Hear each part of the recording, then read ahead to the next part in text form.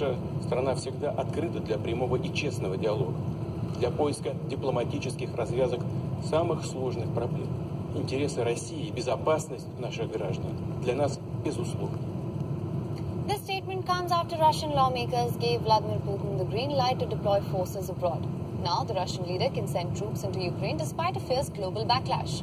The unanimous approval by the Russia's upper house allows deployment of what they call peacekeepers to breakaway Ukrainian regions.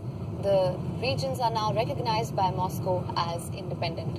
Russia has also established diplomatic relations with Ukraine's separatist-controlled regions after Putin ordered Russian troops into eastern Ukraine. Latest satellite imagery shows new deployment of Russian troops near the border of northeastern Ukraine. Soldiers and equipment have been established in areas less than 20 kilometers from the border with Ukraine. More than 100 military vehicles and dozens of troop tents can be seen in southern Belarus near the Ukraine border as well. New military activity comes after Putin called for demilitarization of Ukraine. Russia has in fact issued a series of provocative statements since recognizing the rebel regions. Putin said that the crisis on the Ukrainian-Russian border could be solved if Kiev recognized on Russian banks, including their military bank. Is that enough? No, John, unfortunately, it's not enough. I mean, at least it's a step in the right direction. I wouldn't even call it half measure, though. It's probably more like a quarter measure. Sanctions on a couple banks and some oligarchs. I've been calling for months now for the kind of punishing sanctions that Joe Biden and Western leaders keep promising but never revealing. I hate Putin so much. Has Putin ever called me a racist? Has he threatened to get me fired for disagreeing with him? Has he shipped every middle-class job in my town to Russia? Did he manufacture a worldwide pandemic that wrecked my business and kept me indoors for 2 years?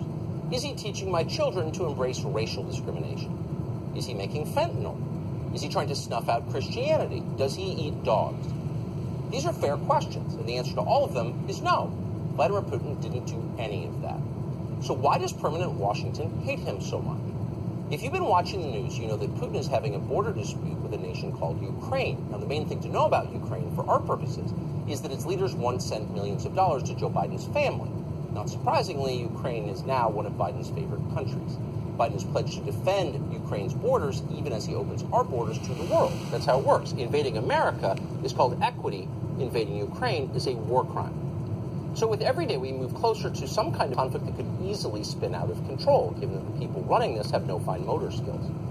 The administration assures us this has nothing at all to do with repaying Joe Biden's personal debts to Ukrainian oligarchs. Not at all. It's completely and totally unrelated. The point here is to defend democracy. Not that Ukraine is a democracy. It is not a democracy. Ukraine's president has arrested his main political opponent. He has shut down newspapers and television stations that have dared to criticize him. So in American terms, you would call Ukraine a tyranny. But Joe Biden likes Ukraine, so Putin bad, war good. How will this conflict affect you? It will affect you quite a bit, actually. Energy prices in the United States are about to go way up. And that means that everything you buy will become much more expensive. From the food you eat, to the car you drive, to tickets you need to take your family on vacation this summer, assuming you can still afford vacation by then. You're about to become immeasurably poor. That's not a guess. Joe Biden has admitted this. On the other hand, you're going to win an important moral victory against dastardly old Vladimir Putin, who is much, much worse than Justin Trudeau, just so you know. On the island, the Taiwanese president Tsai Ing-wen has ordered the island's armed and security forces to step up their surveillance and remain alert for any kind of Chinese military activity in the region, and also to strengthen combat readiness as tensions between Russia and Ukraine continue to escalate. The Taipei government, however, which is always on high alert for any Chinese provocations, has not yet reported any unusual maneuvers by Beijing in recent days. Taiwan last month also set up a Ukraine working group under its National Security Council. These precautions have been taken. Perhaps 30 people personally known to Winston, not counting his parents, had disappeared at one time or another. Winston stroked his nose gently with a paperclip. In the cubicle across the way, Comrade Tillotson was still crouching secretively over his speakwrite. He raised his head for a moment. Again, the hostile spectacle flashed. Winston wondered whether Comrade Tillotson was engaged on the same job as himself. It was perfectly possible. So tricky a piece of work would never be entrusted to a single person.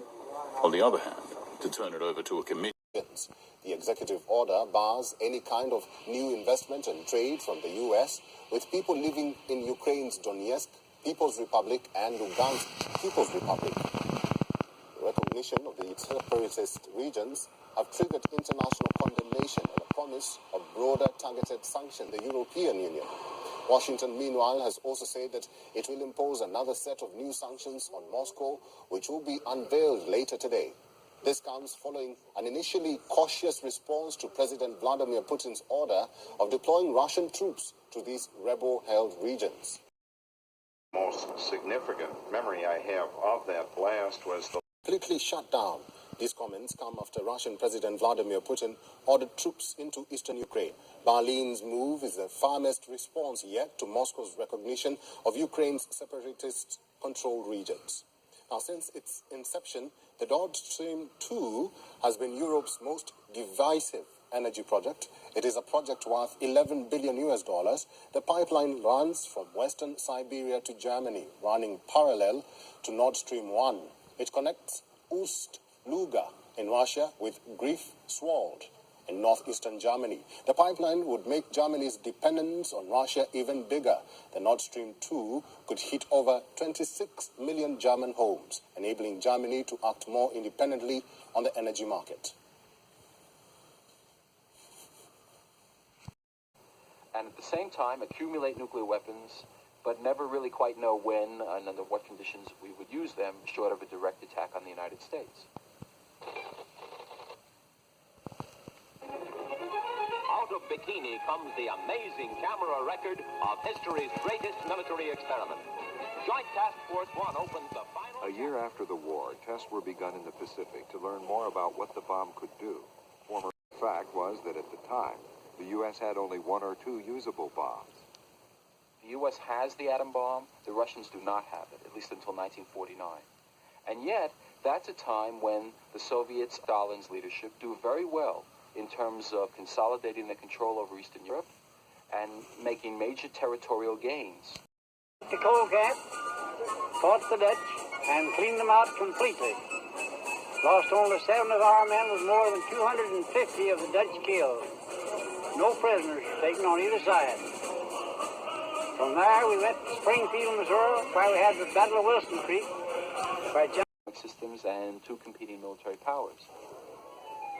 Celebrating the Allied victory under banners honoring Stalin and Roosevelt, the troops enjoyed a very short honeymoon. But the American GIs would have to be brought home soon, leaving their Soviet counterparts poised across an exhausted Europe, ready, so the Americans feared, to take it over. By October of 1945, U.S. military planners had completed this top-secret study. It was a contingency plan for defeating the Soviet Union with 20 atomic bombs. Vessel directed a laser at an Australian military surveillance aircraft. The Australian Defence Ministry has accused a Chinese Navy ship of shining a military-grade laser towards one of its warplanes. The Chinese vessel was sailing in the Arafura Sea off northern Australia, and the incident occurred on Thursday. The ministry said that such acts endanger lives, and it condemned the unprofessional and unsafe military conduct. Prime Minister Morrison said his government has demanded answers from China.